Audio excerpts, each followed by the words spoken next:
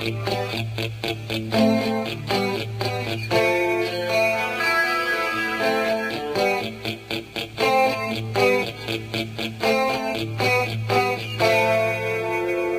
Islamic State terror group has reportedly executed 100 of its own foreign fighters who tried to flee their headquarters in the Syrian city of Raqqa. An activist opposed to both IS and the regime of the Syrian President Bashar al-Assad has told the Financial Times he verified 100 executions of those fighters trying to leave the group. And IS fighters in Raqqa also say the group has created a sort of military police to clamp down on the foreign fighters who don't report for duty. The Islamic State extremist group has executed 100 of its own foreign fighters who tried to flee their headquarters in the Syrian capital of Raqqa. An activist opposed to both ISIS and the regime of Syrian President Bashar al-Assad, who is well known to the British business broadsheet, said he had verified 100 executions of foreign ISIS fighters trying to leave the jihadist group's de facto capital.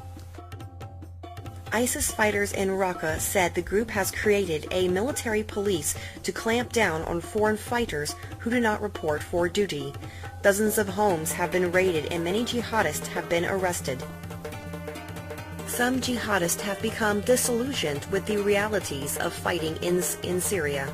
According to the British press in October, 5 Britons, 3 German, and 2 French and 2 Belgians wanted to return home after complaining that they ended up fighting against other rebel groups rather than Assad's regime. They were being held prisoner by ISIS. In total, between 30 and 50 Britons want to return, but fear they face jail, according to researchers at the International Centre for the Study of Radicalisation at King's College London, which has been contacted by one of the jihadists speaking on their behalf.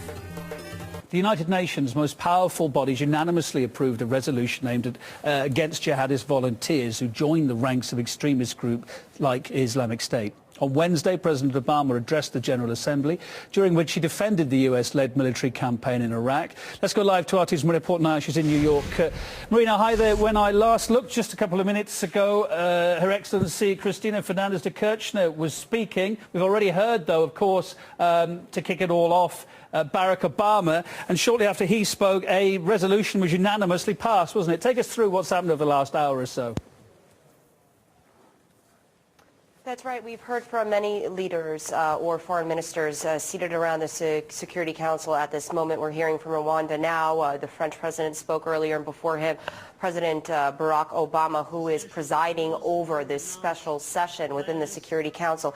A resolution 2178 was unanimously adopted by Security Council members at the start of the meeting. Now, this resolution calls on member states to criminalize the travel or attempted travel of individuals for the purpose of perpetrating, planning, recruiting, or participating in terrorist acts. Raising funds or recruitment of fighters will also be considered illegal on an international level. This is now a very strong effort made on the part of the Security Council members to combat the threat of foreign terrorist fighters. When addressing the Council, U.S. President Barack Obama said that 15,000 fighters from more than 80 nations have traveled to join terrorist organizations like al-Nusra and ISIS in Syria. Just this week, we've heard from European Union officials who said that the number of Europeans joining Islamist fighters in Syria and Iraq has jumped to 3,000.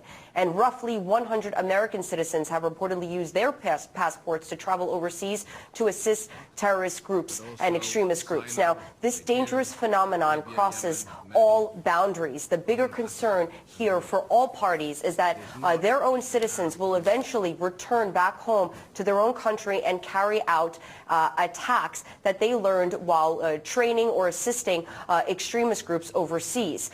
Security Council's resolution, this resolution 2178, establishes new obligations that all UN member states are legally required to adhere to.